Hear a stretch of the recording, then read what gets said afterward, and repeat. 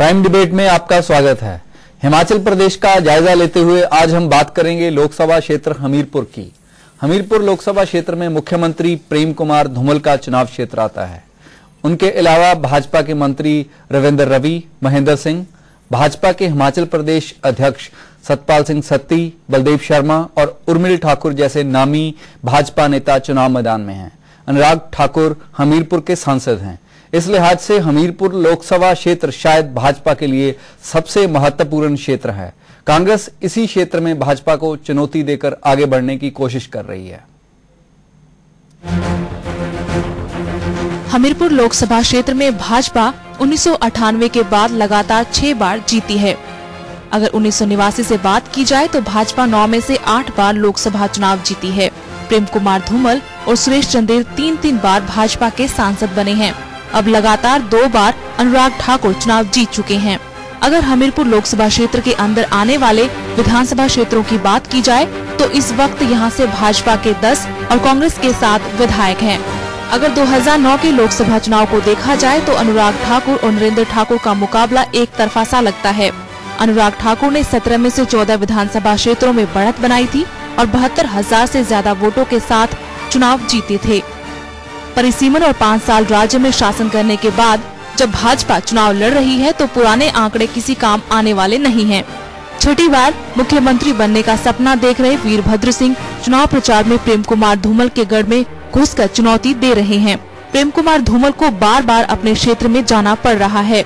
परिसीमन के बाद हुई अदला बदली ने भाजपा की मुश्किलें काफी बढ़ा दी हैं।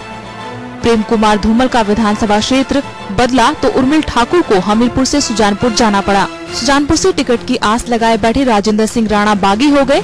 सिंचाई एवं जन स्वास्थ्य मंत्री रविंद्र रवि का पुराना विधानसभा क्षेत्र थुरल खत्म हो गया तो वो ज्वालामुखी से चुनाव लड़ने की ताक में थे। वहां पर भाजपा के दूसरे मंत्री रमेश धवाला ने हर हाल में चुनाव लड़ने का फैसला किया था। नतीजन रवि को डेहरा विधानसभा सीट से टिकट दिया गया। इसी दौरान भाजपा की अंदरूनी कलह भी सबके सामने आई।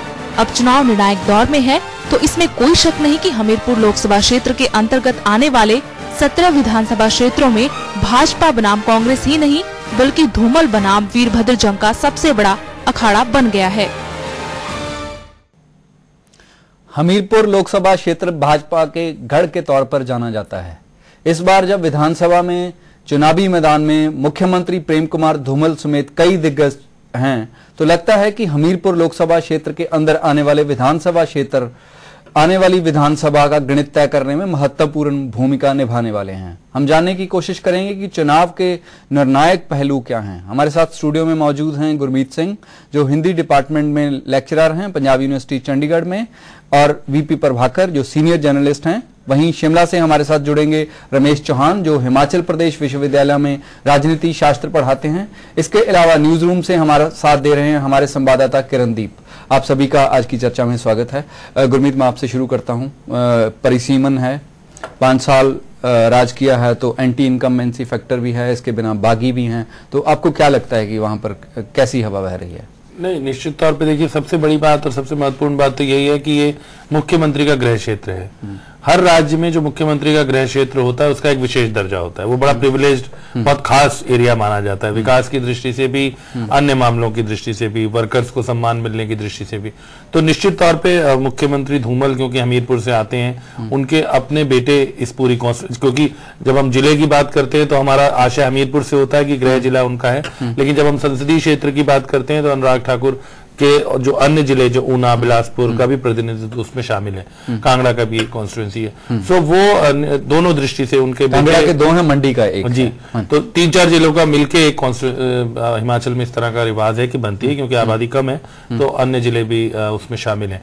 लेकिन निश्चित तौर पर जो इस 17 कॉन्स्टिट्यूंसीज हैं इनमें शायद जैसे आपने कहा कि भाजपा ज्यादा उम्मीद कर रही होगी, क्योंकि मुख्यमंत्री जिस एरिया से हों और वो दोबारा मुख्यमंत्री बनने की बात कर रहे हैं, दावा कर रहे हैं, और ऐसा जो अभी तक जो सर्वे आ रहे हैं वो भी बड़ी कांटे की टक्कर बता रहे हैं। तो उस दृष्टि से हमीरपुर पर सभी की निगाह रहेगी कि वहां पर बीजेपी अपनी जो पहले की परफॉर्मेंस है उसको और आगे इंप्रूव करके ले जाती है, क्योंकि पहले की परफॉर्मेंस 10 और 7 की है ना। तो आगे तो है, लेकिन बहुत आगे भी आप नहीं कह सकते। 7 सीटें कांग्रेस भी जीती है। तो इस बार सभी की निगाह इस बात पे होगी कि हमीरपुर के जो अंतर्गत क्षेत्र हैं, और दूसरी बात जैसे डिलिमिटेशन में अभी मैं देख रहा था, इसमें जो कॉन्स्टिट्यूएंसीज हैं उनमें 1 दर्जन से अधिक ऐसी हैं जो कुछ ना कुछ कहीं नाम बदल गया, 12 के नाम बदल गए हैं, उधर हो गई है ना, जैसे चिंतपूर्णिमा, तो परिवर्तन आए हैं। तो एक तो ये महत्वपूर्ण बात। दूसरा कि जैसे आपने कहा कई बड़े नेता, नड्डा साहब, बीजेपी की अगर एंगल से हम बात करें, बीजेपी के ज्यादा स्टॉलवर्ट जेपी नड्डा बिलासपुर से एमएलए थे, अब उनकी जगह सुरेश चंदेल, क्योंकि वो राज्यसभा चले गए। सुरेश चंदेल के लिए एक चुनौती है, क्योंकि वो आपको पता है कि एक विवाद में फंसे थे और उसके बाद उन्हें लोकसभा की सदस्यता से त्याग पत्र देना पड़ा था। तो बहुत सारी सीट्स ऐसी हैं, खासतौर पर बीजेपी के प्रदेश अध्यक्ष चुनाव लड़ रहे हैं, बहुत सारी सीट्स ऐसी हैं जहां पर ये सारे फैक्टर्स, तो बीजेपी के स्टेक्स वहां पर काफी हाई रहे। प्रभाकर जी, आप क्या देखते हैं? आपने लगातार देखा है, आमतौर पर जब बात की जाती है हिमाचल विधानसभा की, तो कांगड़ा जिले के तौर पर देखा जाता है, लेकिन अगर लोकसभा के तौर पर देखा जाए, लोकसभा क्षेत्र के तौर पर देखा जाए, तो हमीरपुर बीजेपी के लिए सबसे इंपॉर्टेंट लगता है। ठीक है, लेकिन क्योंकि एक अकेला डिस्ट्रिक्ट कांगड़ा जो है उसमें 15 सीटें हैं, अब पहले 16 थी जी, इस डिलिमिटेशन में 15 हो गई हैं जी, इसलिए कांगड़ा इंपॉर्टेंस में बन जाता है। कांगड़ा की 2 जो असेंबली कॉन्स्टिट्यूएंसीज हैं वो हमीरपुर में भी आती हैं। हाँ, कांगड़ा की 2 वो इसलिए कि वो 17 उसके साथ कांगड़ा के साथ बराबर कर दिए गए हैं। 17 हर एक कॉन्स्टिट्यूएंसी में 17 असेंबली सीट्स आती हैं लोकसभा में ना जी, लेकिन कि वो अकेला 16 या 15 अब लेता है सीट्स ना, इसलिए एक बंच है एक डिस्ट्रिक्ट का, इसीलिए धूमल उसको डिस्ट्रिक्ट मतलब डिसमेंबर करना चाहते थे, जो नए डिस्ट्रिक्ट बनाना चाहते थे वो कांगड़ा के ही बनाना चाहते थे, ताकि शांता कुमार का असर कम हो जाए। लेकिन वो डिस्ट्रिक्ट बनाने से तो कैसे कम हो सकता है? वो 3 डिस्ट्रिक्ट बन जाने थे ना जी, कांगड़ा के बाद सिर्फ 5 जगह नहीं थे, बाकी एक प्रागपुर बन जाना था, एक शायद नूरपुर बनता है जी, कुछ ऐसे डिस्ट्रीब्यूशन, तो नेचुरली फिर शांता का इन्फ्लुएंस तो कम हो जाएगा ना, वो 5 डिस्ट्रिक्ट में रह जाएगा। तो ये भी एक इम्पोर्टेंट फैक्टर इन चुनाव में रहेगा कि जो शांता और धूमल का जो आपसी मसला है वो भी इसमें रहेगा। तो मैं आपके पास वापस आऊंगा, अभी हम चलते हैं शिमला। रमेश जी, मैं आपसे जानना चाहूंगा कि आपने इस इलेक्शन को बहुत क्लोजली देखा है, तो आपको क्या लगता है कि जो हमीरपुर लोकसभा क्षेत्र है उसमें क्या हो रहा है? कैसा चुनाव दे सकता है, कुछ हैरान कर सकता है, या जो ऑलरेडी एस्टैब्लिश्ड हमारी समझ है उसी को वो दोबारा उसकी पुष्टि करने वाला है?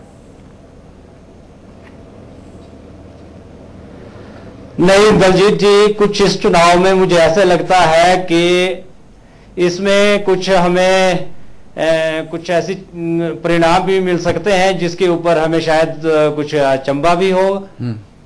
हाल ही में कुछ जो सर्वेक्षण हुए हैं उससे तो ऐसा मालूम हो रहा है कि बहुत जो भाजपा कुछ जिन सीटों पे पहले से अपना मजबूत आधार बना के बैठी है, उसको वहां पर चुनौती मिल रही है जी जी। मैं आपको इसकी थोड़ी सी ब्रीफ में ये बता देता हूं कि ये जो हमीरपुर की कॉन्स्टिट्यूएंसी, हमीरपुर पार्लियामेंट्री कॉन्स्टिट्यूएंसी है जी, 4 जिले आने की वजह से इसमें जो मंडी का जो धर्मपुर का एक जिला, धर्मपुर का जो कॉन्स्टिट्यूएंसी आई है जी, पिछले लोकसभा चुनाव में इस कॉन्स्टिट्यूएंसी से डिलिमिटेशन के बाद भाजपा को सबसे ज्यादा लीड मिली थी जी पार्लियामेंट के इलेक्शन में, अनुराग ठाकुर। लेकिन सर्वेक्षण का जो अभी जो रुझान नजर आ रहा है उसमें महेंद्र सिंह जो है बहुत ही इस वक्त गंभीर चुनौती फेस कर रहे हैं धर्मपुर में। लेकिन महेंद्र सिंह वहां से 5 बार चुनाव जीत चुके हैं और 6ठी बार वो उम्मीदवार हैं। उनके बार में दिलचस्प बात यह है कि वो हर बार अलग अलग पार्टीज की तरफ से वहां पर चुनाव लड़े हैं और जीते हैं। इस बार देखना होगा क्योंकि पहली बार वो एक पार्टी से 2 बार चुनाव लड़ रहे हैं। अभी चलते हैं किरणदीप के पास। ये दूसरा चुनाव भाजपा से है। हाँ जी किरणदीप, मैं आपसे जानना चाहूंगा कि आपने इस पूरे एरिया को बहुत डिटेल में स्टडी किया है, आपको क्या लगता है कि कुछ क्या होने वाला है? कि जो 2 चीजें हैं वो हमें ध्यान में रखनी होगी। जो पिछले इलेक्शनों से जो इस इलेक्शन में जो डिफरेंट चीजें हैं, एक तो है कि डिलिमिटेशन, दूसरा है कि रिवेल फैक्टर। तो जो हमीरपुर पार्लियामेंट्री जो कॉन्स्टिट्यूएंसी है, डिलिमिटेशन के बाद काफी ज्यादा इसमें चेंजेस आ गई है। अगर हम हमीरपुर डिस्ट्रिक्ट की बात करें जो कि बीजेपी का गढ़ माना जाता है, तो हमीरपुर जो असेंबली सेगमेंट है सीएम वहां से कंटेस्ट कर रहे हैं। सीएम का वहां पे अपर हैंड है, जो उनके विरोधी है वो नरेंद्र ठाकुर है। पर जो हमें बात में ये देखना होगा कि जो ये जो ये विधानसभा क्षेत्र है इसमें डिलिमिटेशन के बाद किस तरह का जो चेंजेस आएंगी। तो जो हमीरपुर विधानसभा क्षेत्र है उसमें सीएम का जो है वो अपर हैंड है। इसके बाद अगर हम बात करें सुजानपुर विधानसभा क्षेत्र, ये आवाज में कुछ डिस्टरबेंस आ गई है, मैं अभी दोबारा वापस किरणदीप के पास आऊंगा। लेकिन गुरमीत, मुझे लगता है कि जो डिलिमिटेशन का एक फैक्टर है, जैसे खासतौर पे धूमल जी का जो अपना बमसर वो जो उनका क्षेत्र, हाँ, वो खत्म हो गया और उसके बाद वो हमीरपुर में आ गए। हमीरपुर के जो वहां पर जो ट्रेडिशनल लड़ाई जो चली आ रही थी, अनीता वर्मा कांग्रेस की तरफ से और उर्मिल ठाकुर भाजपा की तरफ से, वो लगातार चौथा कंपटीशन उनका चल रहा है और इस बार वो लड़ाई हमीरपुर से आ गई है सुजानपुर में। और सुजानपुर में ऑलरेडी एक कैंडिडेट थे जो सोच रहे थे कि मुझे टिकट मिलनी चाहिए, तो वो एक बागी इंडिपेंडेंट के तौर पे वहां पर उम्मीदवार हैं। तो आपको क्या लगता है कि जो ये रीशफलिंग है, ये भी एक इंपॉर्टेंट फैक्टर हो सकता है? मैंने कहा, और इसके बिना जो एचएलपी है वो भी बहुत एक इंपॉर्टेंट फैक्टर है। एचएलपी के ज्यादा जो लीडर हैं वो भाजपा से गए हैं। बिल्कुल, कुछ बागी उम्मीदवार हैं जो प्रोमिनेंट हैं, पहले विधायक रह चुके हैं, संसदीय सचिव रह चुके हैं। इस तरह के अलग अलग कॉन्स्टिट्यूएंसी से बागी उम्मीदवार हैं। और जैसे आपने कहा, यहाँ सुजानपुर में भी राजेंद्र राणा जो लड़ना चाहते थे और उन्हें टिकट नहीं मिली, वो वहां पर उम्मीदवार हैं। तो डिलिमिटेशन का प्रभाव तो है ही, क्योंकि क्या होता है कई बार कुछ नई कॉन्स्टिट्यूएंसीज में कुछ गांव भी, अगर 10-20 गांव भी जुड़ जाए तो वहां पर जो कास्ट इक्वेशंस होती हैं कई बार चेंज हो जाती हैं, क्योंकि हर जगह में हमें जातिगत समीकरण भी देखने होते हैं। हिमाचल की राजनीति में अभी ये सौभाग्य की बात है कि उतनी जातिवाद नहीं चलता, लेकिन फिर भी जब कॉन्स्टिट्यूएंसीज डिलिमिटेशन होता है उनका, तो उसमें प्रभाव तो पड़ता ही पड़ता है।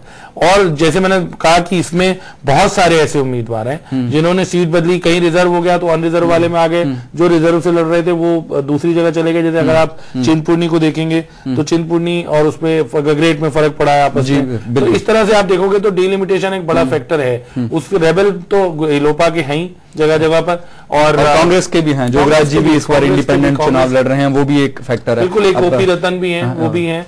तो कुछ उम्मीदवार बागी भी हैं, कुछ डिलिमिटेशन का भी प्रभाव है। लेकिन कुल मिला के मुझे लगता है कि जो मुख्यमंत्री जब जिस एरिया से लड़ते हैं उसके आसपास के 5-6 क्षेत्रों में भी उसका प्रभाव रहता है, और अगर वो प्रभाव रहेगा तो फिर शायद बीजेपी को लाभ हो, ये देखना पड़ेगा। जैसे मैंने कहा, शायद उसी प्रभाव के कारण जल्दी से जो एस्टैब्लिश्ड लीडर थे हमीरपुर से वो छोड़ के लिए उनके लिए कॉन्स्टिट्यूएंसी छोड़ के चले गए। अभी हमारे साथ एक कॉलर जुड़े हुए हैं। हाँ जी, आप कहां से बोल रहे हैं और क्या कहना चाहते हैं? जी बोलिए। उर्मिल ठाकुर या राजेंद्र राणा? हाँ जी बोलिए, आप क्या कहना चाह रहे हैं? मैं कहना चाह रहा हूं सर, जिस तरह से बीजेपी के बागी उम्मीदवार सुजानपुर में हैं जी, तो क्या लग रहा है कि सुजानपुर में बीजेपी के खाते में सीट जाएगी या कांग्रेस के? ये अभी तो हमारे लिए तो कह पाना बहुत मुश्किल है, और मुझे लगता है कि जितनी वहां पर टक्कर है आपस में, आखिरी मोमेंट तक कह पाना बहुत मुश्किल रहेगा। आप बताइए, आपको क्या लगता है? मुझे लगता है कि जिस तरह से बमसन से जो एरिया जो सुजानपुर में जुड़ा है जी, और वही उस एरिया की वजह से बीजेपी ही लीड कर रही है। जैसे आपको लगता है उस तरह हम भी लगता है वाली ही बात करने हैं कि कौन कौन से फैक्टर इंपॉर्टेंट हैं जिनके कारण कुछ निर्णायक हो सकता है पूरा चुनाव। आप हमारे साथ जुड़े, आपका बहुत बहुत धन्यवाद। अभी वक्त हो गया एक छोटे से ब्रेक का। ब्रेक के बाद हमारी ये चर्चा इसी तरह आगे बढ़ेगी।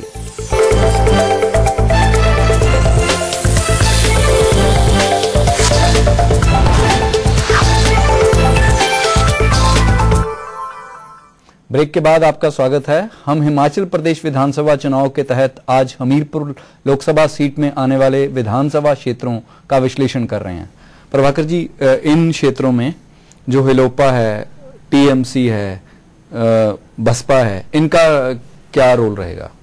They can disturb Apple card of both the parties. और ये टीएमसी, एसपी और एनसीपी ये तो फर्स्ट टाइम एंटर किए हैं हिमाचल प्रदेश में। और एचएलपी में तो रेबल्स हैं सारे बीजेपी के मोस्टली, और उन्होंने अलायंस किया है साथ में सीपीआई और सीपीएम से जी। तो दैट वे दे कैन मतलब HPL can have more than anyone else. और दूसरा 4 कॉन्स्टिट्यूएंसीज में women voters are more than men जी। They are Sujanpur, Bhoranj, Dharampur and Jaswant Pragpur. ये आप एनरोलमेंट की बात कर रहे हैं वहां पर? हाँ, हाँ जी।